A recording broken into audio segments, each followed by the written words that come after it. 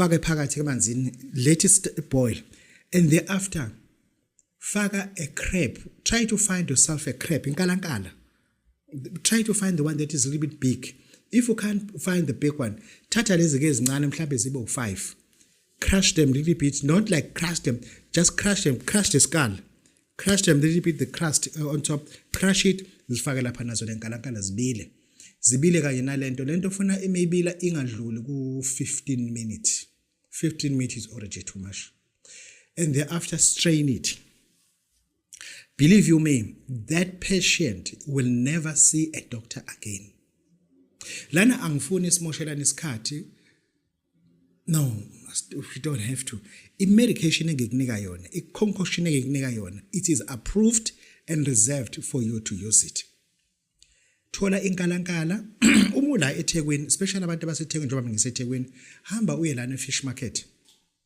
If usemakhaya, let the boys fish out inkalankala for you, and then start to make that with red oil and start helping people around. Kunabantu ngempela abasezibhedlela esazi ukuthi if lo muntu ungamphuzisa half glass every day, uma esekhaya half glass ekuseni, half glass ntambama, half glass ekuseni, trust me with this, that patient will be relieved from all nature of medication that she or he was taking.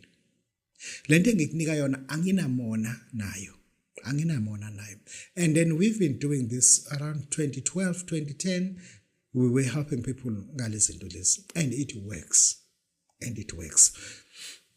Asiqhubeke nokulapha abantu akubona bethu abantu babayindalo kaNkuluNkulu. uNkulunkulu usithembile ngeinformation esinako ukuthi one day we will help those people who will die prematurely because we are reserving information. Abantu mabeza kuthini, they must pay us, but kunezinto that literally tells us I'm 7 years to 60 and I don't have to be harboring information that exhaust nayo emathuneni.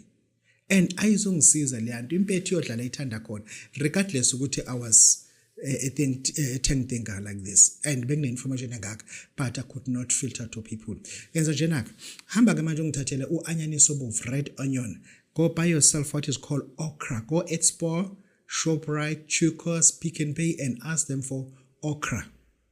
Go at Fruit and Veg Market and ask them for okra.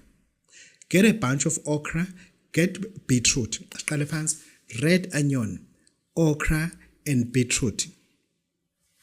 Lana sizopheka into ezokwazi ukulapha umuntu izigulo eziningi emzimbeni ezihlobene neHbA1c that is very high.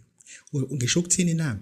Ngisho ukuthi manje HbA1c